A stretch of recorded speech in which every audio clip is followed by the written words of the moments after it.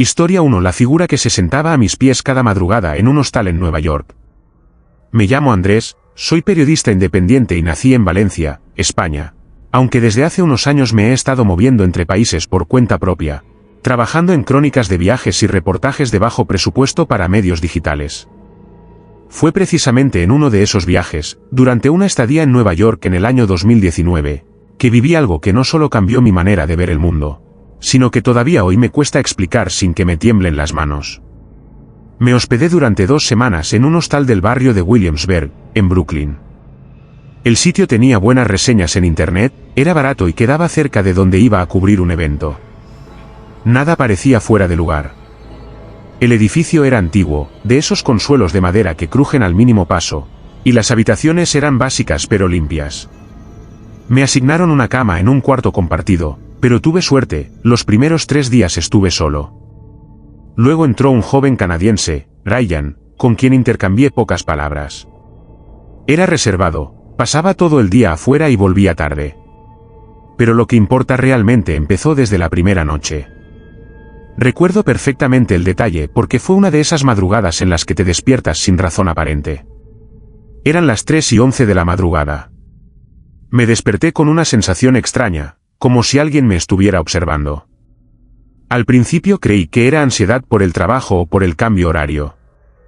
Pero cuando abrí los ojos, sentí el colchón hundirse, justo a la altura de mis pies. Como si alguien, o algo, se hubiera sentado ahí. No había nadie. No vi nada. Pero esa presión era real. No me atreví a moverme ni a mirar directamente hacia los pies de la cama. Cerré los ojos fingiendo que dormía y, después de un rato, la presión desapareció. A la mañana siguiente no quise pensar demasiado en eso. Me convencí de que quizás había sido un espasmo muscular o una pesadilla ligera.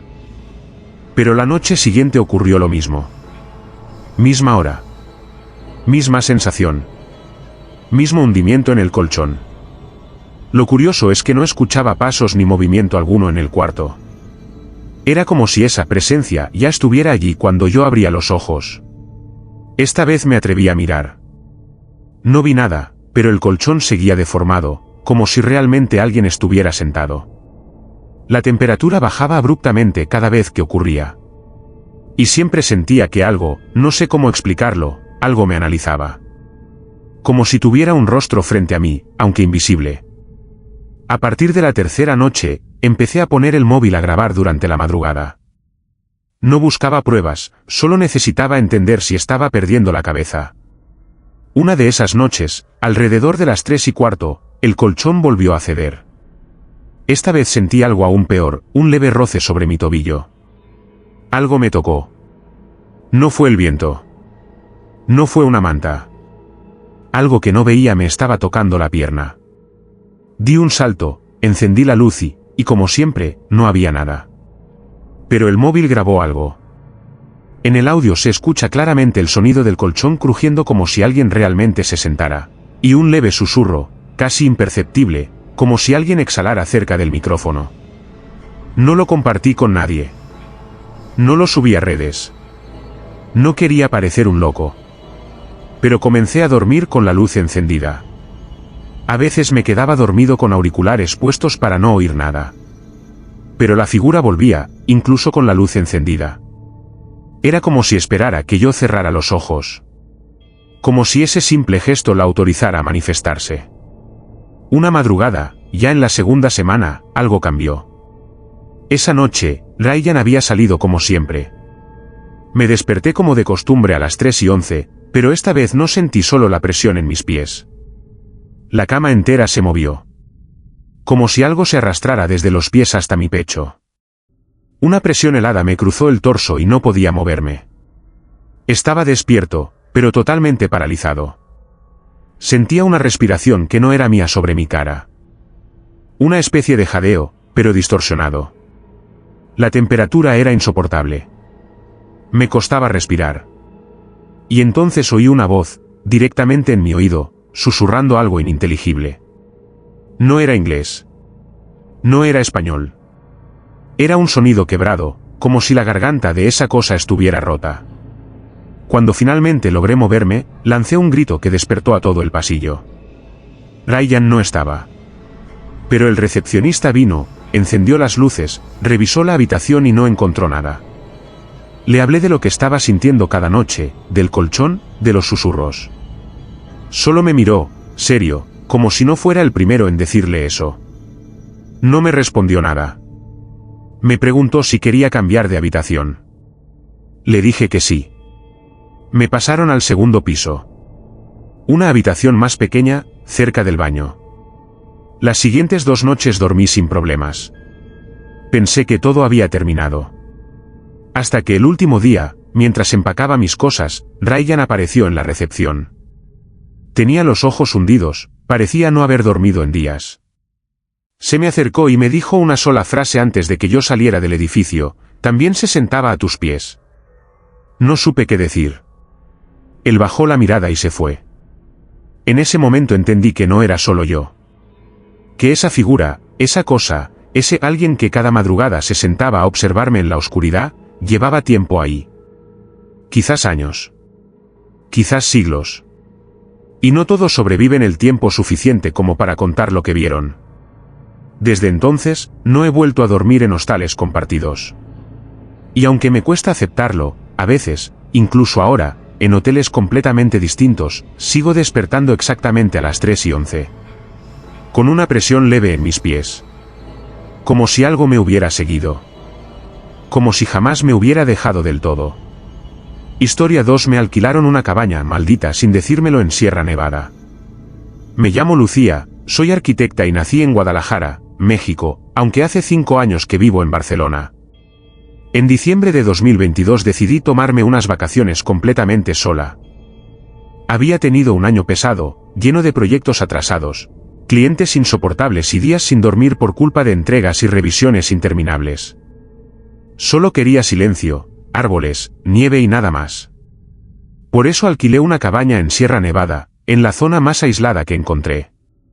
Era una construcción rústica, según el anuncio, con chimenea, madera natural y una vista hermosa al bosque. Todo lo que necesitaba. La encontré en una página de alquileres por temporada. Las fotos mostraban algo precioso, cálido, simple. No era una empresa, sino un dueño particular que apenas intercambió unas pocas palabras conmigo por mensaje.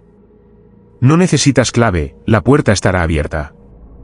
Solo asegúrate de salir antes del amanecer del último día, fue lo único raro que me dijo. Pensé que era una forma de hablar o alguna broma que no entendí. Acepté. Llegué un lunes por la tarde. No había señal de teléfono en la zona y el último tramo del camino lo hice a pie, con la nieve hasta los tobillos. Me costó encontrar la cabaña porque no había letreros, pero finalmente apareció entre los árboles, como sacada de una postal. Pequeña, con las ventanas empañadas por el frío y el tejado cubierto de nieve. Todo estaba tal como en las fotos. La puerta, efectivamente, no tenía cerradura. No le di importancia. En el interior había olor a madera vieja y algo de humedad, pero se sentía acogedor.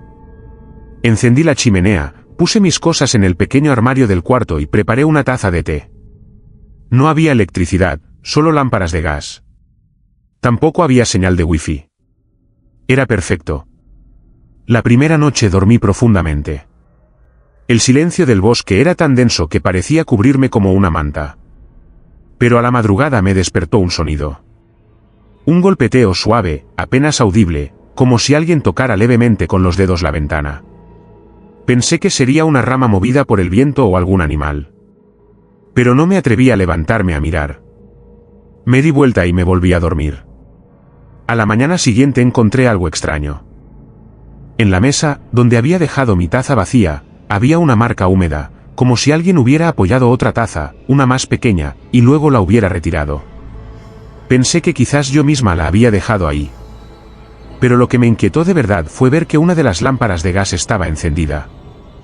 Yo estaba segura de haber apagado todas antes de dormir.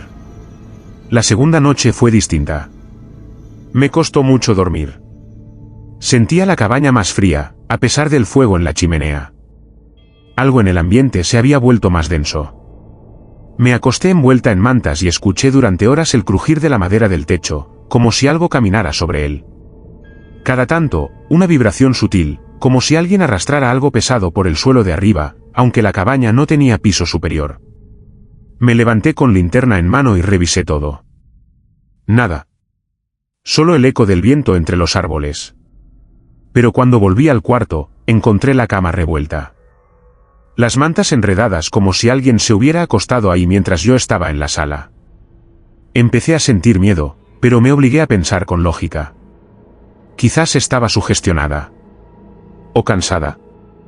O ambas cosas. La tercera noche fue cuando todo cambió.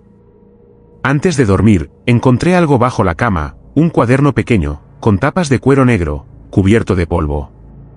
No tenía nombre. Lo abrí y vi que estaba lleno de anotaciones. Eran fechas, muchas de ellas tachadas, y nombres de personas que no conocía. Algunas páginas tenían garabatos, símbolos que nunca había visto, y en medio de todo eso, frases escritas una y otra vez como si alguien las hubiera repetido en estado de trance: no mires por la ventana después del tercer día, si oyes que alguien te llama, no contestes, el amanecer es la única salida. En la última página, escrita con una caligrafía más temblorosa, había una advertencia: si encuentras este cuaderno, lárgate. Ella ya te eligió. Sentí un escalofrío que me dejó sin aliento. Cerré el cuaderno de golpe y lo metí en mi mochila. Intenté pensar que era una broma de mal gusto. Pero esa noche no pude dormir. A eso de las 3 de la madrugada, la puerta principal se abrió sola. Con un chirrido largo, lento. Me quedé paralizada en la cama. La chimenea se apagó. El aire se volvió helado, como si todo el calor del lugar hubiera sido absorbido. Escuché pasos. No pesados, no humanos. Eran más bien como roces, como si algo se deslizara. Sentí la presencia en la sala, acercándose al pasillo. Me escondí bajo las mantas, temblando. Los pasos llegaron hasta la puerta del cuarto y se detuvieron. No se abrió. Pero sentí una sombra, como si alguien, o algo, estuviera del otro lado, quieto, esperando. No sé cuánto tiempo pasó así. Tal vez horas. Cuando amaneció, la puerta de entrada estaba cerrada otra vez. El fuego de la chimenea encendido. Como si nada hubiera pasado. Pero yo sabía que sí. Y lo peor es que no podía irme. La nieve había cubierto por completo el camino de salida. Estaba atrapada. Durante el día no ocurrió nada extraño. Pero al anochecer, cuando fui a cambiarme de ropa, noté algo en el espejo del baño. Mi reflejo no se movía al mismo tiempo que yo. Era un instante apenas, una fracción de segundo. Pero lo vi. También noté que alguien había escrito algo en el vaho del vidrio, una más. No lo había hecho yo. Esa noche no dormí. Me quedé sentada en la sala, con todas las lámparas encendidas, y el cuaderno en las manos.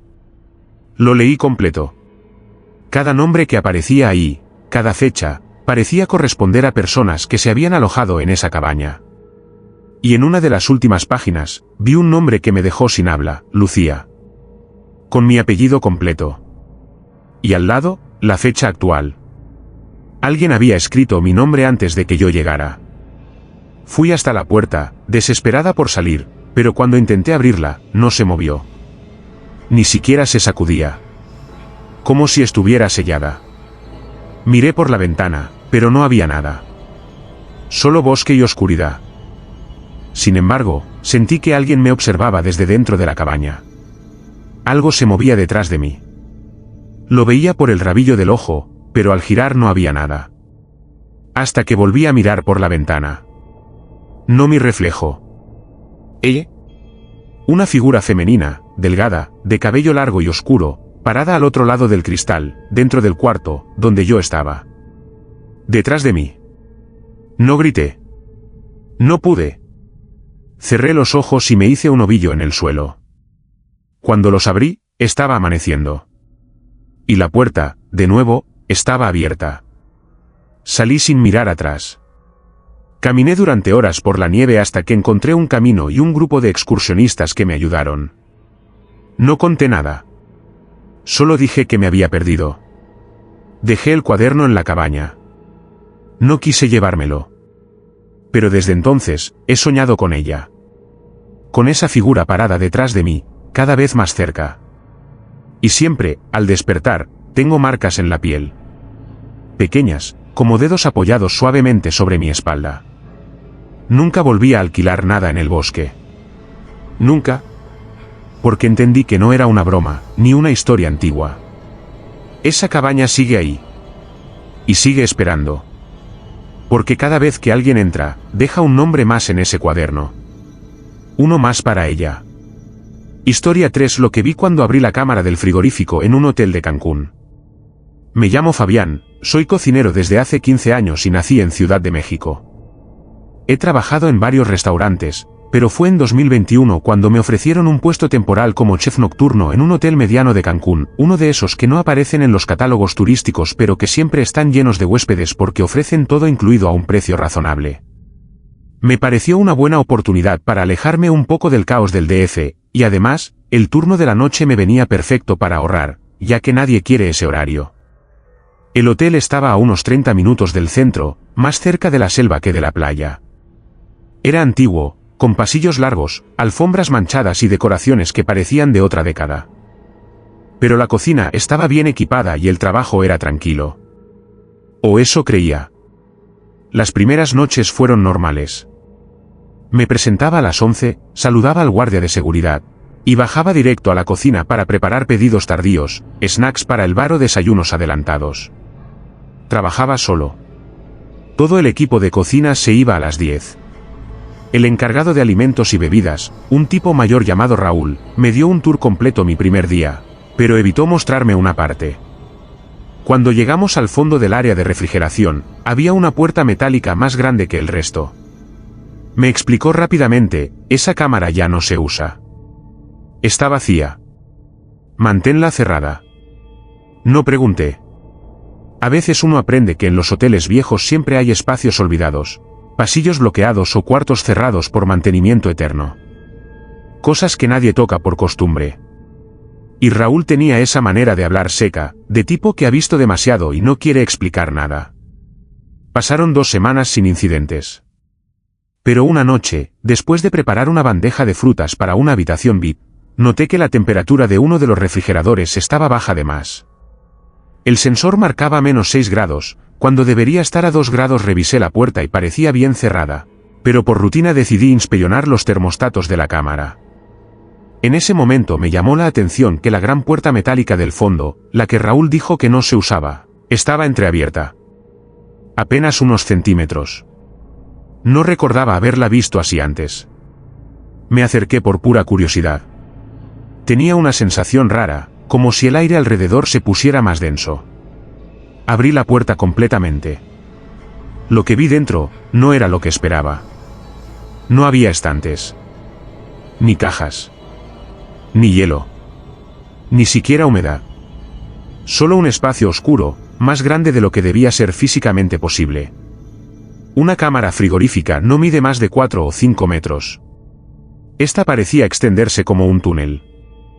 El suelo estaba hecho del mismo concreto del resto de la cocina, pero se veía más antiguo, como si llevara ahí mucho más tiempo que el propio hotel. Y lo peor, no había silencio. Desde adentro venía un sonido. Un zumbido profundo, como si respirara algo gigantesco. Sentí escalofríos, pero di un paso dentro. El aire era tan frío que dolía. El tipo de frío que te corta la piel. Di 2 pasos más. Algo crujió bajo mis pies. Era un pedazo de tela. Un delantal viejo, rasgado. Y al lado, una pequeña etiqueta de identificación metálica, con un nombre grabado a mano, Martínez. Reconocí el nombre. Uno de los antiguos cocineros. Escuché mencionar a alguien con ese apellido, un hombre que había desaparecido años atrás. Raúl lo mencionó de pasada un día, como alguien que había renunciado sin dar aviso. Empecé a sentir que no estaba solo en esa cámara. El aire se volvió más denso. El zumbido ahora parecía más cercano, casi como si algo respirara justo detrás de las paredes. Apagué la linterna y di media vuelta. Pero antes de salir, algo se movió al fondo. Un destello. Como 2 puntos de luz, muy pequeños. No linternas. Eran ojos. o algo que parecía ojos, brillando en la oscuridad. Me congelé. No pude moverme. Entonces escuché algo, justo al lado de mi oído, aunque no había nadie, una voz seca, cavernosa, que susurró una sola palabra: quédate. Salí corriendo. Cerré la puerta con fuerza y me alejé sin mirar atrás. Esa noche no le conté a nadie. Pero desde ese momento, cada vez que entraba a la cocina, sentía que algo me observaba desde esa puerta. A veces encontraba cosas movidas.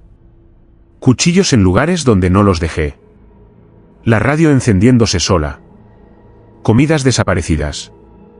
Pero lo peor fue lo que empecé a notar en mis sueños. Cada noche soñaba con esa cámara.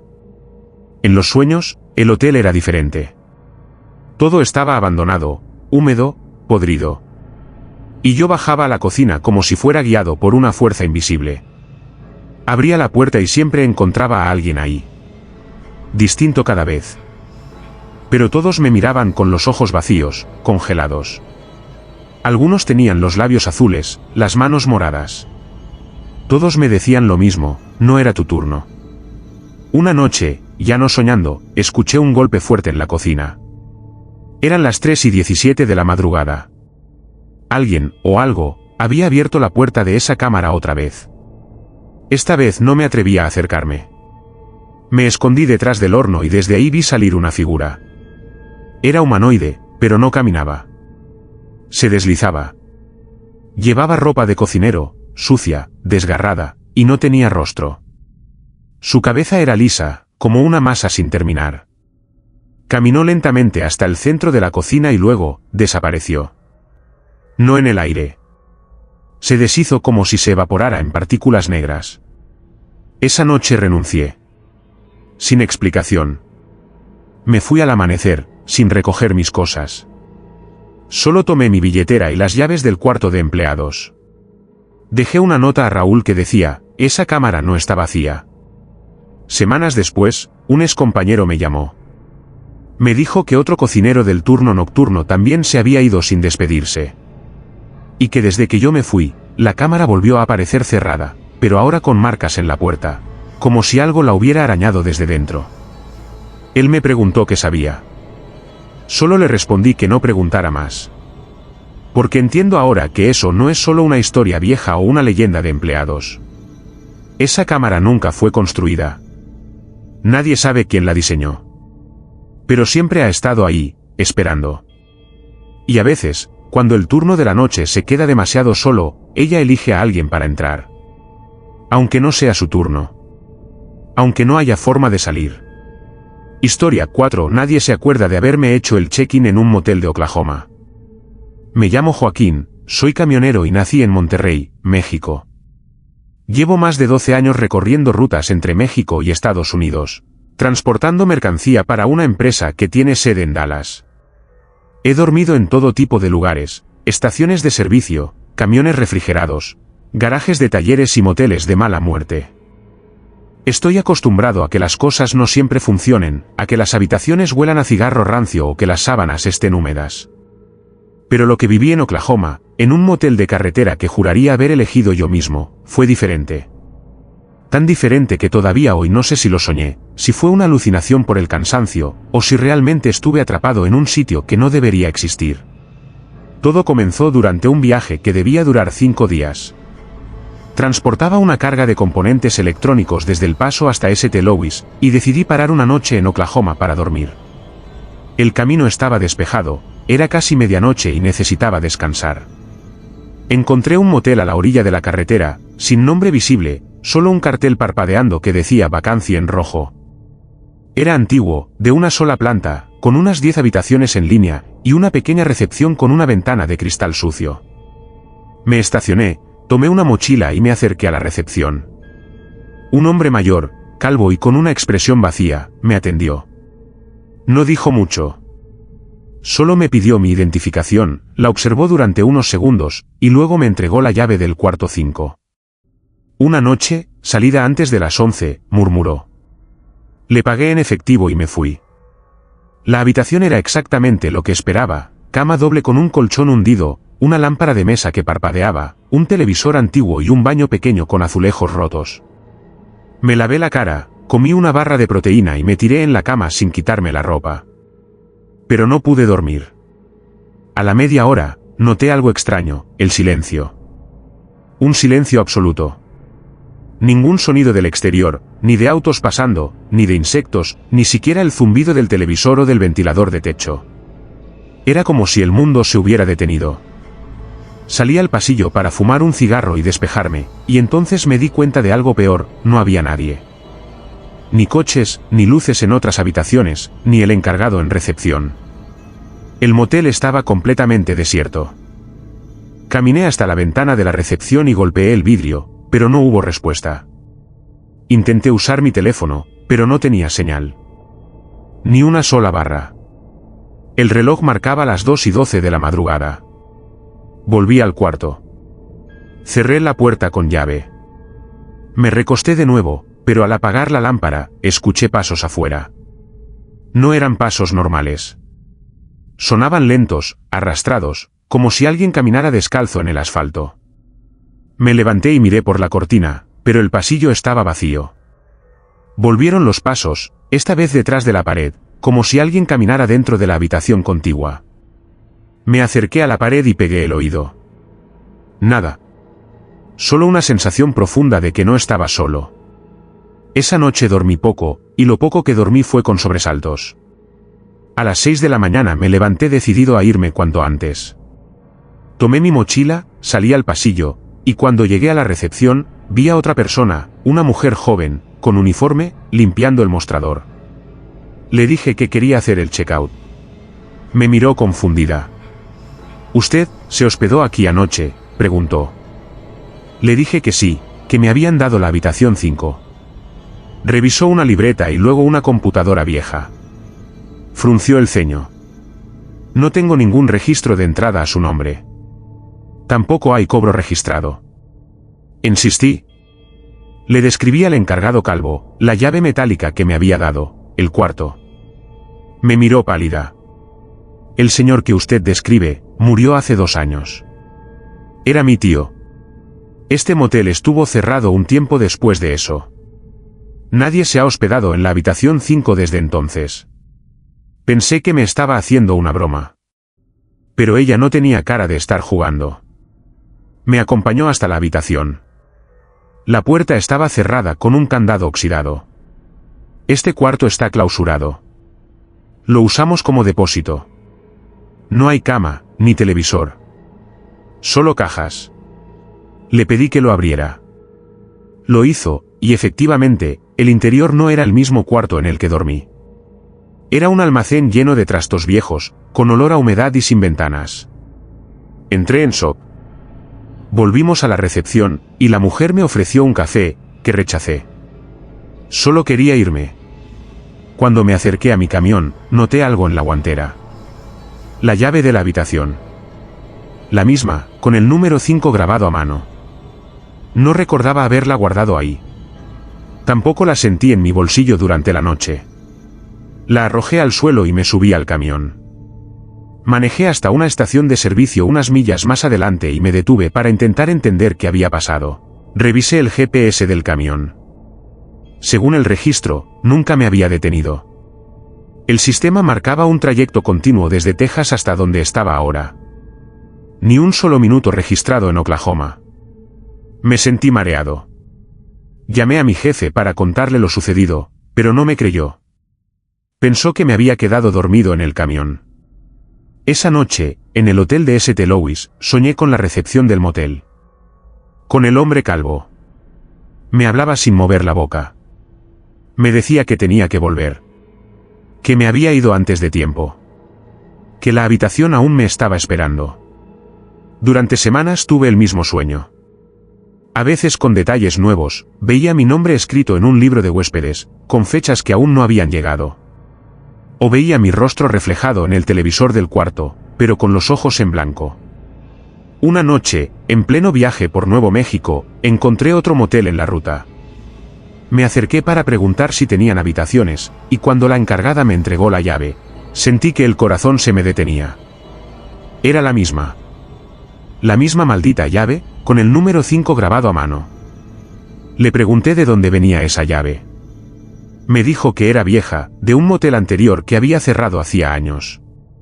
Que las reutilizaban porque a nadie le importan los números. No supe qué hacer. La devolví y me fui. Pero desde entonces, cada vez que me detengo en un motel diferente, reviso las llaves, las habitaciones, los rostros del personal. Busco señales. Y cada tanto, en sueños o en reflejos, veo al hombre calvo de nuevo. Me mira sin expresión, como la primera vez. Me dice lo mismo, con esa voz seca que no sale de su boca: la habitación sigue esperándote. Y a veces, cuando despierto en cualquier parte del país, siento bajo la almohada un objeto frío, metálico. La misma llave. Siempre la misma. Y yo ya no sé si alguna vez hice el checkout. Historia 5 del recepcionista que hablaba con los espejos en un hotel de Granada. Me llamo Sofía, soy de Guadalajara, México. Y hace 2 años decidí tomarme un tiempo sabático para viajar por Europa. Dejé mi trabajo como diseñadora gráfica, vendí casi todo lo que tenía. Y emprendí una ruta sin fecha de regreso, trabajando como voluntaria en hostales y pequeños hoteles a cambio de comida y alojamiento. Fue así como terminé en Granada, España, en un hotel antiguo ubicado en el Albaicín. Una de esas construcciones moriscas con siglos de historia, muros gruesos, pasillos angostos y una mezcla constante de humedad y eco. El dueño era un hombre mayor que apenas hablaba, y la mayoría del tiempo lo pasaba en su despacho. Me contrató por mensaje, sin entrevista, y cuando llegué, la recepcionista que me recibió me dijo que él casi nunca bajaba a la recepción, que quien se encargaba de todo durante la noche era Ramiro. Ramiro era un hombre de unos 40 años, delgado, con el rostro siempre pálido como si llevara años sin sol, y ojos oscuros que no te miraban directamente, sino un poco más allá, como si observara algo detrás de ti. Desde la primera noche me pareció extraño. Hablaba poco, caminaba sin hacer ruido, y tenía la costumbre de aparecer en lugares donde uno juraba estar solo. Pero lo más inquietante era lo que hacía durante sus turnos.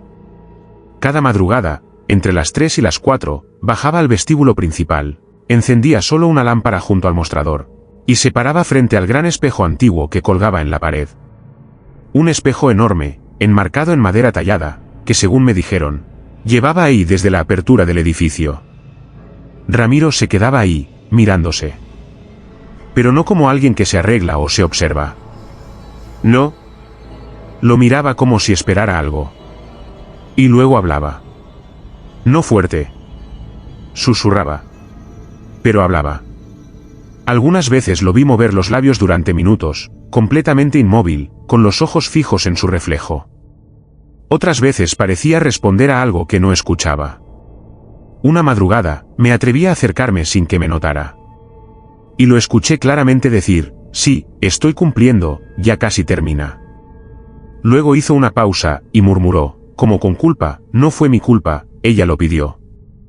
Después de esa noche, empecé a prestar más atención. Había cosas en ese hotel que no cuadraban. Las habitaciones del último piso estaban cerradas con candado, y nadie me explicó por qué. Una vez pregunté si podía ayudar a limpiarlas y me dijeron que estaban inhabilitadas por razones estructurales, pero una noche vi luz bajo una de las puertas. También noté que algunos huéspedes no aparecían en los registros. Recordaba haber visto a una mujer mayor haciendo el check-in un lunes, pero al revisar el sistema digital, su nombre no estaba en ninguna parte. Cuando le pregunté a Ramiro por ella, me respondió con un tono tan seco que me dio escalofríos: aquí no se hospedó ninguna mujer ese día. Pero yo la vi. La vi dejar su maleta. La vi entrar al ascensor. No la volví a ver salir. Una madrugada, decidí quedarme despierta para observar todo desde el salón del desayuno, que tenía una vista parcial al vestíbulo. Ramiro apareció a la hora de siempre. Se paró frente al espejo, pero esa vez no habló de inmediato. Tocó el vidrio. Lo acarició, como quien saluda a un ser querido. Y luego comenzó a llorar. Lágrimas silenciosas, con la mirada clavada en su propio reflejo. Pero algo me pareció mal. Muy mal. No era su reflejo lo que lloraba. Era él. El del otro lado. Su reflejo lo observaba, sí, pero sin emoción. Frío. Y en un instante breve, muy breve, los movimientos no coincidieron. Ramiro se pasó la mano por el rostro, pero su reflejo no lo imitó. Se quedó quieto, observando. Como si no fuera un espejo, sino una ventana hacia otra cosa. Salí del salón y me acerqué al vestíbulo. Fingí estar buscando agua, pero él me vio. Se giró, pálido, y me dijo con una calma espantosa: nunca mires el espejo después de las 3. Nunca. No importa lo que veas, no lo mires. No pude dormir esa noche. Al día siguiente, una de las camareras me dijo que antes de ser recepcionista, Ramiro había sido huésped del hotel. Que llegó hace más de 10 años con su esposa, y que durante su estadía, ella desapareció sin dejar rastro. Dijeron que salió a caminar una mañana y nunca volvió. La policía lo interrogó durante semanas, pero no encontraron pruebas. Nadie supo qué pasó. El dueño del hotel, por razones que nadie comprendió, le ofreció quedarse a vivir ahí. Desde entonces, trabaja en la recepción. Nunca se fue. Con esa información, todo empezó a tener otro sentido. ¿Y si no hablaba con su reflejo, sino con ella? ¿Y si ella no se había ido? Una noche, me armé de valor y bajé al vestíbulo a las 3:10 de la madrugada. El lugar estaba en penumbra. Ramiro no estaba. Me paré frente al espejo. Lo miré durante un largo rato. Al principio, todo parecía normal. Solo mi reflejo, temblando un poco, por el miedo y el frío. Pero entonces, el aire cambió. Sentí un hormigueo en la nuca. El reflejo comenzó a oscurecerse ligeramente, como si el vidrio se empañara desde dentro. Y luego la vi. Una figura femenina, delgada, de cabello largo y oscuro, parada detrás de mí en el reflejo, pero no en la realidad. Me giré de golpe. Nadie. Pero en el espejo, ella seguía ahí, inmóvil. Sin rostro. Una sombra. Sus manos tocaron mis hombros reflejados, y sentí el frío recorrerme como si me hubiera tocado de verdad. Corrí. Subí a mi cuarto y no salí hasta que amaneció. Al día siguiente, Ramiro no bajó. Pregunté por él, pero nadie lo había visto desde la noche anterior. Fui a buscarlo a su habitación, que quedaba justo al lado del despacho del dueño. La puerta estaba entreabierta. Dentro no había casi nada. Solo una cama, una silla, y el mismo espejo antiguo, colgado frente a la cama. Pero lo inquietante fue que en el centro del espejo, alguien había escrito con algo parecido a ceniza: ella no se fue. Yo tampoco. Esa fue mi última noche en el hotel. Al otro día tomé mi mochila y me fui sin avisar. Caminé hasta la estación más cercana y tomé un tren a Málaga, sin mirar atrás. Desde entonces, cada vez que paso frente a un espejo, evito mirarlo durante más de unos segundos. Pero algunas noches, cuando todo está en silencio, siento esa misma presencia. Como si ella todavía me estuviera buscando a través de algún reflejo. Y cada tanto, cuando la luz es tenue y el vidrio está sucio, juro ver detrás de mí una silueta delgada, inmóvil, con el rostro cubierto por la oscuridad. La esposa de Ramiro. O lo que sea que queda de ella. Esperando, aún, del otro lado del espejo. Historia 6. El huésped que se arrojó desde el balcón, y volvió a hacer check-in en San Francisco. Me llamo Gabriel, soy argentino y he trabajado los últimos 6 años como recepcionista nocturno en hoteles de los Estados Unidos. Es un empleo solitario, sí, pero me acostumbré. Me gusta la calma de la noche, el ritmo pausado, la ausencia de clientes impacientes. Durante 2023, trabajé en un hotel céntrico de San Francisco, uno de esos edificios antiguos remodelados que conservan la fachada de los años 20, con balcones de hierro forjado y pasillos estrechos. El Gran Imperial Hotel no era lujoso, pero tampoco era un lugar decadente. Tenía su encanto: techos altos, alfombras gruesas, una recepción revestida en mármol viejo y un ascensor ruidoso que chirriaba en cada piso. La mayoría de los turnos eran tranquilos. Pero hubo una noche que partió mi vida en dos. Una noche en la que el huésped del cuarto 703 saltó desde el balcón del 7º piso, y volvió a registrarse 3 días después, con la misma sonrisa y los mismos documentos. Era viernes, mediados de noviembre. Frío y niebla, como suele ser en esa ciudad. A las 12:37, una mujer llamó histérica desde el piso 6. Decía que había escuchado un golpe seco, como si alguien hubiese arrojado un mueble desde lo alto. Colgué y llamé directamente a seguridad. En menos de 3 minutos, ya estaban en la calle, frente al edificio. Lo que encontraron fue el cuerpo de un hombre joven, tirado en la acera, junto al toldo principal. Estaba vestido con una bata blanca del hotel, aún con las pantuflas puestas. Había saltado, o caído, desde el balcón del 703. No dejó carta. No gritó. Las cámaras no registraron su movimiento. Solo el sonido. El impacto. Y la inmovilidad total. La policía llegó y acordonó el lugar. Subieron al 7º piso y encontraron la habitación en orden. No había señales de pelea, ni alcohol, ni droga, ni siquiera equipaje. Solo una cartera con documentación, pasaporte canadiense, tarjeta de crédito y una reserva a nombre de Thomas Weller. Según el sistema, se había registrado 2 días antes, con estancia prevista de 5 noches.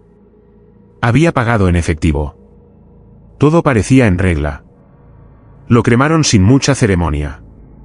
No apareció ningún familiar. Nadie lo reclamó. La muerte quedó archivada como un suicidio y el caso se cerró rápido. En este país, esas cosas se hacen deprisa.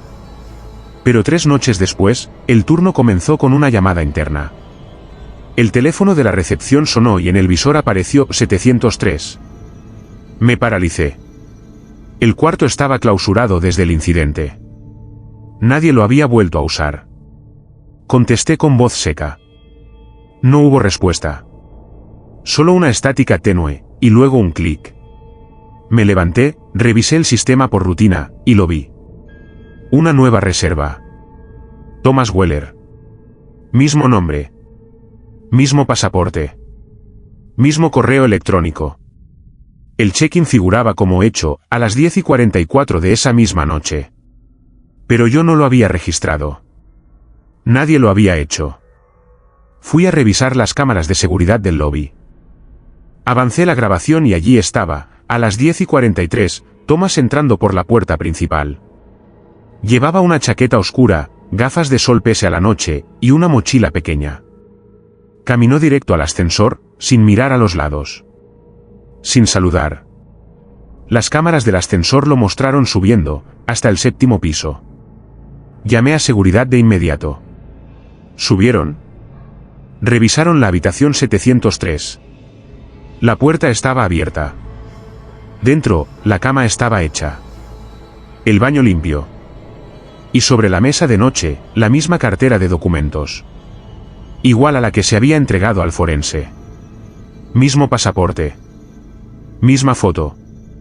Solo que esta vez, había una carta. Un papel doblado en 3, escrito a mano con tinta negra. Decía, volver es parte del trato. No me dejaban ir. Ahora debo quedarme hasta que alguien más acepte el lugar. No estaba firmada. Nadie vio salir a Thomas. Las cámaras del pasillo no registraron su rostro otra vez. Y cuando fuimos a revisar los datos de la tarjeta que había usado la primera vez, no existía. Era falsa. Igual que el pasaporte. Era como si nunca hubiese estado ahí. Desde esa noche, el sistema del hotel comenzó a fallar. La habitación 703 aparecía como ocupada, incluso cuando estaba cerrada con llave. Las limpiadoras se negaban a entrar. Una de ellas, una señora mayor que llevaba más de 20 años en el oficio, me dijo algo que no olvidé: ese cuarto está respirando. Lo escuché. Cuando me acerqué a la cama, algo susurró mi nombre. Lo dijo con la voz temblorosa, los ojos llenos de lágrimas. Renunció ese mismo día. Yo intenté convencerme de que había alguna explicación lógica. Alguien manipulando el sistema, una broma pesada, alguna alucinación por el insomnio. Pero los huéspedes también empezaron a quejarse.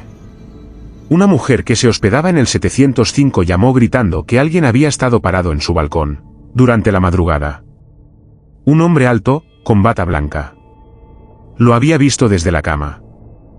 Pensó que era alguien de mantenimiento, pero cuando se levantó para cerrar la ventana, el hombre ya no estaba. Lo peor, no dejó huellas en la barandilla.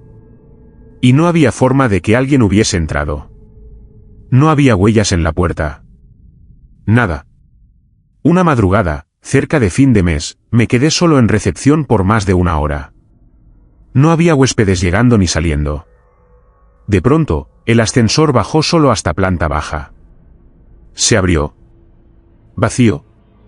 Pero el sensor de peso marcó actividad. Como si alguien estuviera dentro. No salió nadie. No entró nadie. Solo las puertas abiertas, y un frío seco que se sintió hasta mi médula. Escuché pasos hacia el vestíbulo, pero no vi a nadie. Me levanté y fui al ascensor. Nada. Cuando regresé a la recepción, vi algo que me heló la sangre. En el libro de registro manual, escrito con mi propia caligrafía, figuraba un nuevo ingreso. Thomas Weller, habitación 703, check-in, 2:14 de la madrugada. Yo no lo había escrito. No había tomado la pluma. Y sin embargo, estaba ahí. Esa fue mi última noche en el Gran Imperial Hotel. Al amanecer renuncié sin dar explicaciones. Desde entonces, he trabajado en otros sitios. Más modernos. Más nuevos. Sin historia. Sin espejos antiguos ni balcones oxidados. Pero todavía sueño con ese pasillo. Con el 7º piso. Con el chirrido de la puerta 703 abriéndose sola. Y, algunas noches, cuando despierto de golpe en hoteles completamente distintos, siento que alguien me observa desde un rincón oscuro de la habitación. Y en el reflejo del ventanal, veo una figura. Un hombre alto, con bata blanca y los pies descalzos. Que solo sonríe. Como si me conociera. Como si estuviera esperando que yo regrese, para completar el trato. Historia 7. Lo que escuché detrás de la puerta cerrada con clavos en una casa rural de Chiapas.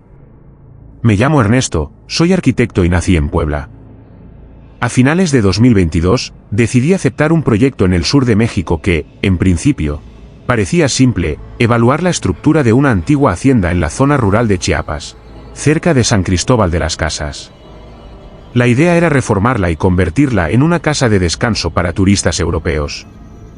Lo pagaban bien, el entorno era hermoso y, sinceramente, me atraía la idea de estar alejado de la ciudad por un tiempo.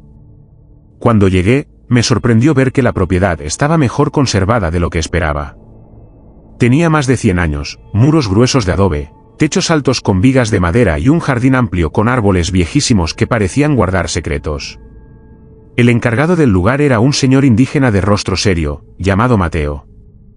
Él vivía en una casita aparte y me recibió con una advertencia que, en ese momento, tomé a la ligera. La casa es noble, pero hay una parte que no se toca.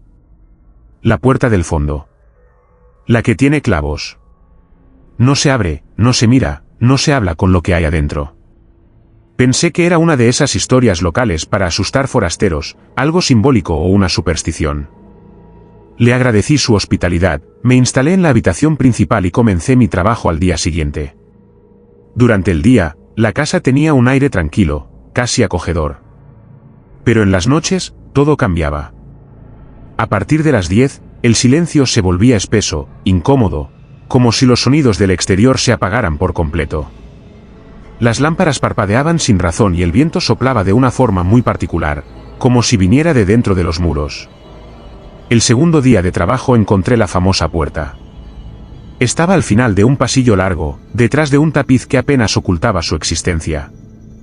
Era de madera maciza, vieja, ennegrecida por el tiempo, y tenía más de una docena de clavos oxidados incrustados en los bordes, como si hubieran querido sellarla para siempre. No tenía pomo. Solo un marco rajado, como si alguien hubiera intentado abrirla a la fuerza en algún momento.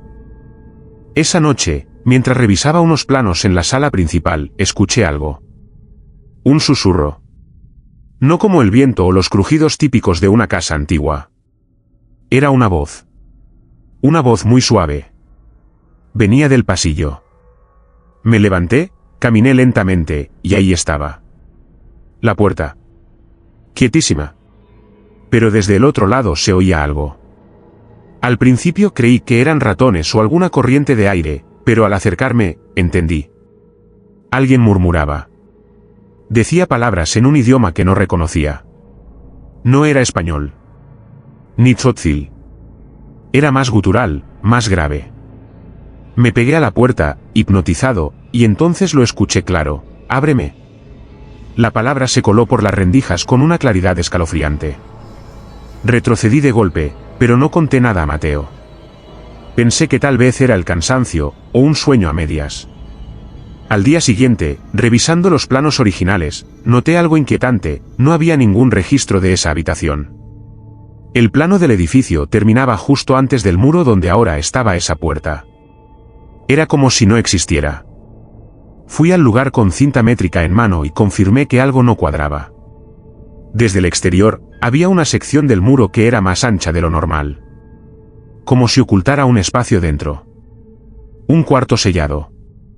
Aislado. Eso ya no era solo superstición. Había algo físico ahí. Algo que alguien había querido ocultar. Esa noche, los susurros volvieron. Pero no solo eso. Escuché pasos dentro del cuarto. Lentos, arrastrados. Como si alguien caminara descalzo sobre tierra. Después, golpes. Golpes secos contra la puerta, como si algo desde dentro empujara con desesperación. Me armé de valor y le pregunté a Mateo. Su rostro se endureció. Me miró largo rato antes de hablar. Esa puerta se cerró hace más de 80 años. Lo que está adentro no fue enterrado. No se dejó ir. Se selló ahí porque no podía estar con los vivos, ni con los muertos. Y cada cierto tiempo, despierta. Le exigí una explicación, pero no dijo más. Solo me recomendó dormir en la cabaña exterior esa noche. No le hice caso. Me quedé. A las 2:47 de la madrugada, me despertó un ruido seco. Me levanté, tomé una linterna, y recorrí la casa. El pasillo del fondo estaba helado. El aire tenía un olor agrio, húmedo, como de tierra removida. Y la puerta estaba abierta. No del todo. Apenas unos centímetros. Pero los clavos habían sido expulsados. Uno por uno. Estaban tirados en el suelo, oxidados, humeando como si acabaran de salir del fuego. Me acerqué, temblando. Iluminé el interior. Solo vi oscuridad. Pero cuando avancé un poco, sentí algo. No lo vi. Lo sentí. Una presencia tan intensa que casi me hizo caer. Una tristeza brutal, como si el dolor de muchas vidas estuviera atrapado en ese espacio. Escuché un murmullo en mi oído: «¿Ahora tú?». Salí corriendo. Me encerré en mi cuarto hasta el amanecer. Cuando Mateo me encontró al día siguiente, ya tenía las maletas listas. Le pedí que me dejara ir. Él no dijo nada. Solo me acompañó hasta el coche. Antes de cerrar la puerta, me miró y dijo: «La casa ya te vio. Te va a esperar. No importa dónde vayas». Me fui. Dejé el proyecto.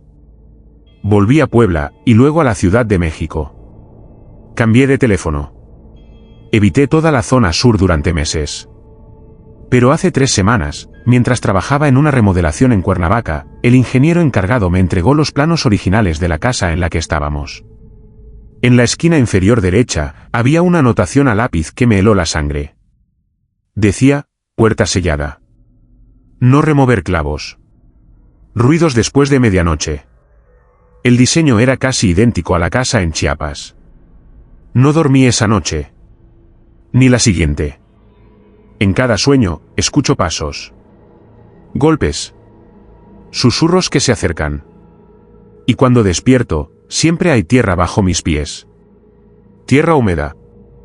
Tierra removida. Como si algo, o alguien, estuviera tratando de salir, desde dentro. Y ya no sé cuánto más puedo resistir sin abrirle.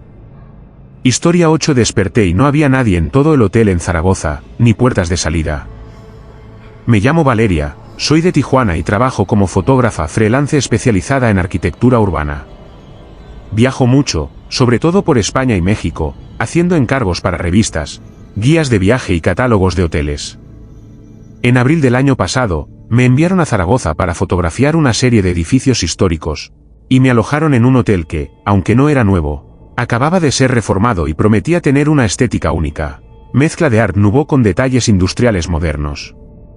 Lo elegí yo misma por su diseño, sin saber que aquella sería la experiencia más absurda, aterradora y difícil de explicar de toda mi vida. El hotel se llamaba Hotel Mirador del Pilar, un edificio esquinero, de 7 plantas, con una fachada imponente llena de balcones con barandales de hierro forjado. La entrada era discreta, pero elegante. El lobby tenía luz tenue, mármol en las paredes y un silencio raro, como si todos los sonidos del exterior quedaran atrapados al cruzar la puerta. Me registré sin problemas. Un recepcionista joven, muy correcto pero inexpresivo, me entregó la tarjeta de la habitación 406. Desayuno de 7 a 10, no olvide dejar la llave al salir, dijo, sin mirarme a los ojos. Subí por el ascensor antiguo, uno de esos con puertas internas de hierro que se cierran manualmente, y me instalé. La habitación era sobria, limpia, con techos altos y una ventana que daba a una calle estrecha sin mucha actividad. Dejé mi mochila, conecté mi equipo, envié algunos correos, y salí a hacer fotos por la ciudad. Volví tarde, como a la 1 de la madrugada. Subí directo a la habitación, tomé una ducha rápida y me dormí con la televisión encendida en modo silencio, como siempre hago para no sentirme sola. Pero algo cambió durante la noche. Desperté de golpe, como si alguien me hubiese tocado el hombro. El reloj marcaba las 4:11. La televisión estaba apagada, aunque yo no la había tocado. Me incorporé en la cama. Había un silencio anormal. No se escuchaban coches, ni pasos en los pasillos, ni siquiera el zumbido del sistema de ventilación. Era como si el hotel entero hubiera dejado de existir a mi alrededor. Me levanté y abrí la puerta de la habitación.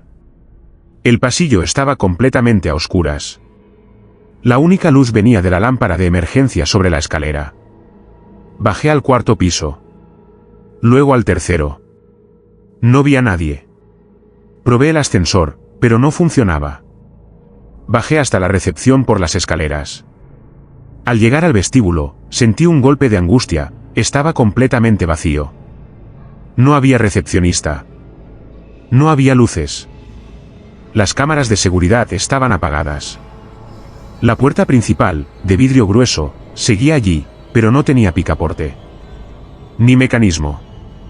Ni cerradura. Era una pared. Empujé con fuerza, golpeé con los nudillos. Nada. No cedía. Pensé que quizá había una salida trasera. Recorrí el área del comedor, el pasillo de servicios, la cocina, todo cerrado. Todas las puertas que antes llevaban a otros espacios ahora estaban selladas. Sin pomo, sin marco, como si jamás hubieran existido. Solo paredes continuas. Corrí a las escaleras y subí piso por piso buscando a alguien. Cada habitación estaba cerrada. Toqué puertas, grité, pateé. Nadie contestó. En el 7.º piso, encontré una puerta entreabierta. La habitación 712. Entré con cuidado. Todo estaba perfectamente ordenado, como si esperara a un huésped. Sobre la cama había una maleta. Al abrirla, vi ropa de mujer, igual a la que yo llevaba en mi mochila. Exactamente igual. Hasta los mismos pendientes que había comprado en Valencia 2 semanas antes. Empecé a temblar.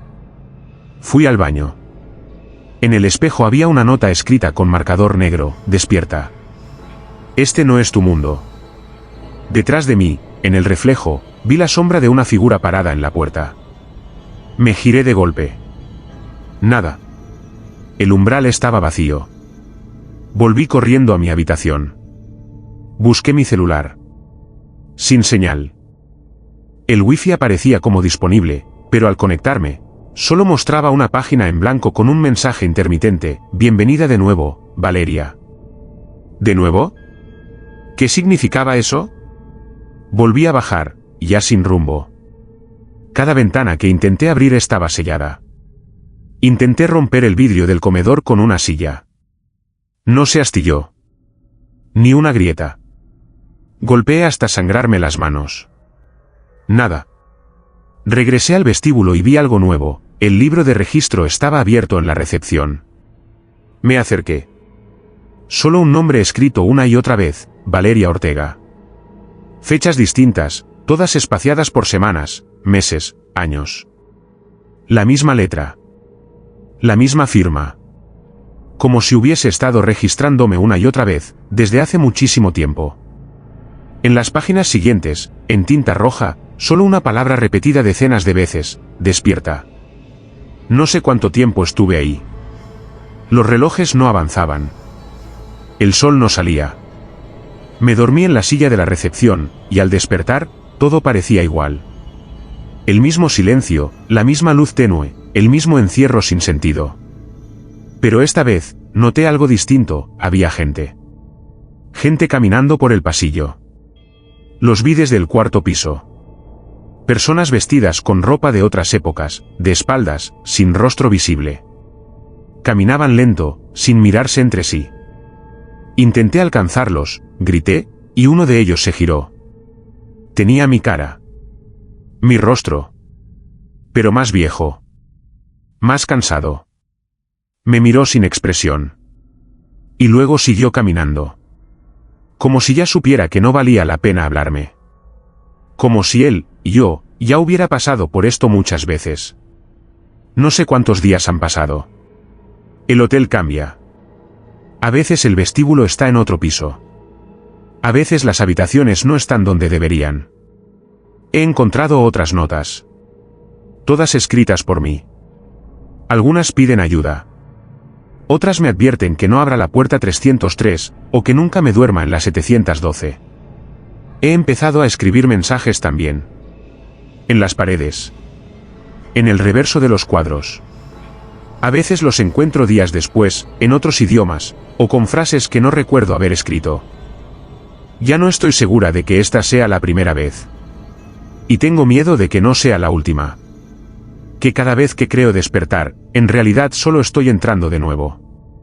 Porque aquí, en este hotel sin salidas, sin personal, sin relojes que avancen, todo parece construido para una sola persona. Para mí. Y cada vez que me detengo frente al espejo, me repito lo mismo: despierta, Valeria. Pero no sé si aún puedo. O si alguna vez estuve despierta en absoluto. Historia 9. Encontré un álbum con fotos mías durmiendo en un Airbnb de Carolina del Norte. Me llamo Julián, soy chileno y hace más de una década vivo viajando por trabajo. Soy desarrollador de software freelance, y como la mayoría de mis proyectos los hago en remoto, suelo moverme entre distintas ciudades cada 2 o 3 meses. Nunca tuve problema en vivir en Irms. De hecho, me parece cómodo: privacidad, cocina propia, precios razonables. Pero después de lo que me pasó en Asheville, Carolina del Norte, empecé a dudar de si realmente uno está solo cuando alquila estos lugares. Llegué en febrero del año pasado. Buscaba una ciudad tranquila para concentrarme en un proyecto complicado, y Asheville parecía perfecta: montañas, clima frío, poco ruido. El Airbnb que encontré era una casa de 2 plantas convertida en dúplex, con entrada independiente. Me alojé en el segundo piso. La anfitriona, Sara, vivía abajo. Era amable, un poco dispersa, pero educada. Me mostró cómo funcionaba la calefacción, me dejó pan casero y un papel con la clave del wifi. Me dijo que estaba disponible para lo que necesitara, y que evitara entrar a la bodega que estaba al final del pasillo. Son cosas viejas de la familia, explicó. No vale la pena, está lleno de polvo. La primera semana pasó sin novedades. El lugar era acogedor. Techos de madera, ventanas con vista al bosque y una cama tan cómoda que me costaba levantarme. Sin embargo, comencé a sentir algo raro con el paso de los días. Siempre despertaba más cansado de lo que me acostaba. Dolor en el cuello, sensación de no haber descansado. Supuse que era el estrés. Pero luego empecé a notar otros detalles. El primero fue una leve marca en mi mejilla al despertar, como si algo me hubiera tocado la cara durante la noche. Luego encontré una taza sucia en la cocina que no recordaba haber usado. Y una noche, mientras trabajaba en la laptop, la lámpara del escritorio parpadeó 2 veces, y se apagó sola. Cuando volví a encenderla, noté que la puerta del dormitorio estaba entreabierta, aunque juro que la había cerrado.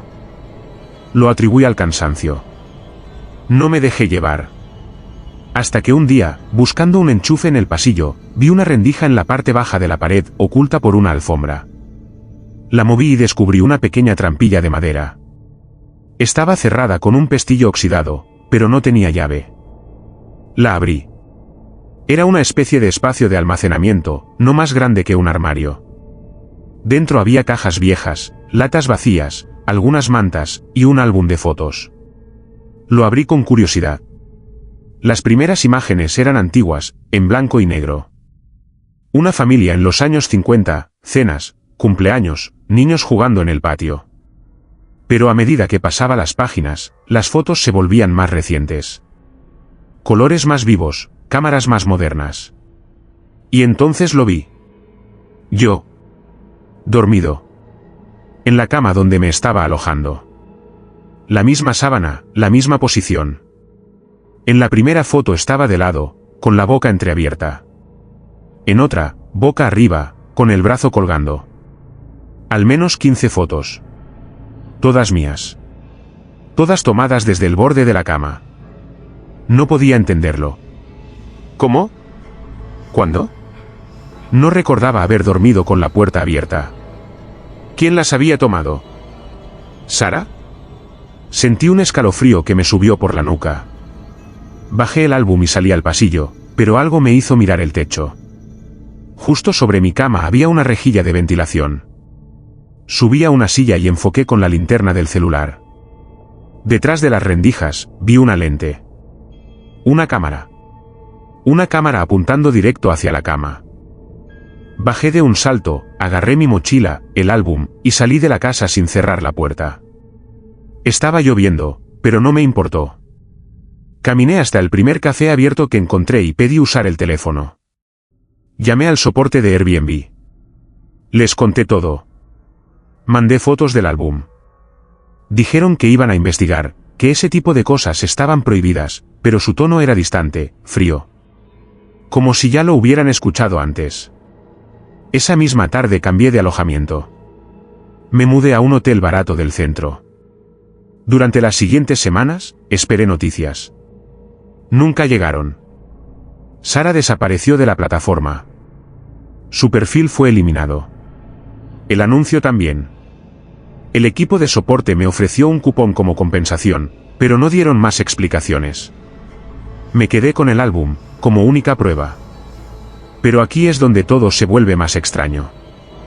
Una noche, mientras revisaba el álbum por 10ª vez, noté algo que no había visto antes. En una de las fotos, tomada aparentemente desde la cabecera, se ve al fondo un espejo del pasillo. En ese espejo hay una figura. No soy yo. Es alguien más. Alguien alto, con el rostro completamente cubierto por una capucha oscura. Sostiene algo en la mano, algo que parece otra cámara. Pero lo más escalofriante es que, en la siguiente página, hay una foto tomada desde otra perspectiva, desde el pasillo. Se ve mi cuerpo en la cama, sí, pero también se ve a la figura acercándose. Como si alguien más hubiera estado documentando no solo mi sueño, sino también su presencia. No sé si Sara era parte de esto o solo una pieza más. No sé cuántas personas pasaron por esa habitación antes que yo. Solo sé que las fotos siguen apareciendo. Hace un mes, estando en Buenos Aires, encontré una en el buzón de mi departamento, una foto mía, dormido, en una cama que no reconocía. En el reverso, una sola palabra escrita a mano, despierta. Desde entonces, no duermo más de 2 horas seguidas. Cambio de lugar cada semana. No uso el mismo colchón más de 3 noches. Y aún así, a veces me despierto con la sensación de que alguien acaba de salir del cuarto. El aire tibio, el olor a humedad. Y sobre la mesa de noche, una foto nueva. Yo mismo. Dormido. Más reciente. Más cerca. Siempre más cerca. Historia 10 de la voz que salía de la ducha en un hostal antiguo de Burgos. Me llamo Rocío, soy de Guadalajara y trabajo como guía turística especializada en rutas históricas. Cada año recorro distintas ciudades de España, alojándome en pensiones y hostales tradicionales para acercarme más al tipo de experiencia que busco ofrecer a los viajeros. Así fue como llegué a Burgos, en septiembre del año pasado. Una ciudad que adoro por su mezcla de lo medieval y lo sombrío, por su catedral que parece flotar sobre las nubes, por sus calles que parecen guardar ecos de otros siglos. La estancia iba a ser corta, 4 noches, solo para planear una nueva ruta basada en leyendas urbanas. Elegí el Hostal El Cid, un edificio antiguo en el casco viejo, con fachada de piedra, escaleras de madera y pasillos que olían a polvo, humedad y siglos de historia. Era de esos lugares que conservan la decoración de hace 50 años, cuadros religiosos torcidos, espejos manchados, muebles pesados que crujen con solo mirarlos. La habitación que me asignaron estaba en el 3er piso, al final del pasillo, justo al lado de un baño compartido que, según el dueño, casi nadie usaba porque la mayoría de los huéspedes preferían las habitaciones con baño privado. A mí no me molestaba. Me gusta lo antiguo, lo rústico. Pero desde la primera noche, algo no encajó. Entré en el baño poco después de las 10. La luz era tenue, el espejo estaba manchado por dentro, y la ducha tenía una cortina amarilla, raída en las puntas. Me lavé los dientes y abrí el grifo de la ducha para que corriera el agua y se templara. Fue entonces cuando lo oí. Una voz. Débil, casi un susurro, proveniente del desagüe. Al principio pensé que era una tubería vieja resonando, pero la voz tenía ritmo, intención. Murmuraba algo que no podía entender del todo. Cerré el grifo. Silencio. Volví a abrirlo, y ahí estaba de nuevo. Una frase repetida, como un lamento. Palabras arrastradas por el agua. ¿Quién eres tú? Apagué la luz y salí corriendo. Al día siguiente, el dueño, un hombre mayor, de acento castellano marcado, me preguntó si todo iba bien. Dudé, pero le conté lo de la voz. No se sorprendió. Solo bajó la mirada y dijo algo como: ese baño tiene sus historias, señorita. Mejor use el del 2.º piso. No quise insistir. Tal vez solo era una historia para turistas. Pero la noche siguiente, no pude evitar volver. Como si algo me atrajera hacia ese cuarto de azulejos blancos y grietas en el techo. Esta vez entré con la grabadora de mi móvil encendida. Abrí la ducha. El agua salió primero marrón, luego clara. Y entonces, la voz regresó. Más clara. Más cerca. Ya no era un murmullo. Era una voz femenina, rota por el eco del tiempo. Tú no eres ella porque tú, ¿dónde está? Grabé todo. Al día siguiente, reproduje el audio en la cafetería del hostal. El sonido era nítido, demasiado para ser casual. Algunos huéspedes miraron de reojo. Un hombre francés que había llegado 2 noches antes, se acercó y me dijo algo en voz baja. Yo también la escuché. Pensé que era mi imaginación. Me fui del baño antes de terminar de afeitarme. Decidí investigar. Pregunté discretamente por la historia del hostal. Una camarera me dijo que el edificio antes había sido una pensión para trabajadoras en los años 40. Luego, un convento. Y, en algún momento, un lugar de paso para mujeres solas durante la posguerra. Muchos nombres. Muchas vidas. Esa tercera noche, la voz no solo habló. Lloró. Gemidos suaves, interrumpidos por palabras sueltas: no me dejes aquí, hace frío, me duele. Y lo peor, en el vapor del espejo apareció una frase, como escrita con un dedo invisible: abre la puerta del fondo. Nunca había visto una puerta allí, pero al revisar detrás de un armario empotrado, encontré una rendija. Golpeé. Hueco. Una puerta tapiada, sellada por capas de pintura. Empecé a rascar con una llave vieja hasta que apareció la forma rectangular. Alguien había intentado borrarla de la existencia. La cuarta y última noche decidí quedarme despierta. Instalé una cámara apuntando al baño, dejé la ducha abierta apenas un hilo, y apagué las luces. Desde la cama, escuchaba cada goteo, cada crujido. Y entonces, cerca de las 3, escuché pasos. No por el pasillo. Dentro del baño. Me levanté lentamente. Crucé la puerta. El espejo estaba empañado, pero no había vapor. No había calor. Solo agua estancada en la ducha y un olor intenso a óxido. En el reflejo del espejo, vi una figura. Una mujer pálida, cabello mojado, ojos hundidos. No estaba en la habitación. Solo en el reflejo. Y movía los labios. Como si hablara. Me acerqué. Coloqué mi oído cerca del cristal. Escuché un nombre, Clara. Y luego, no soy tú. Corrí a revisar la cámara. La grabación estaba en negro. Pero el audio captó algo, una segunda voz. Más grave. Masculina. Diciendo, ella no debía oírte. Esa fue la última vez que volví a ese hostal. Me fui al amanecer, sin despedirme. Desde entonces, investigo quién fue Clara. Pero no hay registros. No hay archivo. El dueño del hostal murió 3 meses después, según supe. La propiedad cerró por reformas. Pero hace unas semanas, mientras hacía una ruta por Valladolid, me alojé en un hotel nuevo. Y al abrir la ducha por primera vez, el agua salió fría, y del desagüe emergió un susurro. No con mi nombre. No con un saludo. Sino con una advertencia, aún no has cerrado la puerta.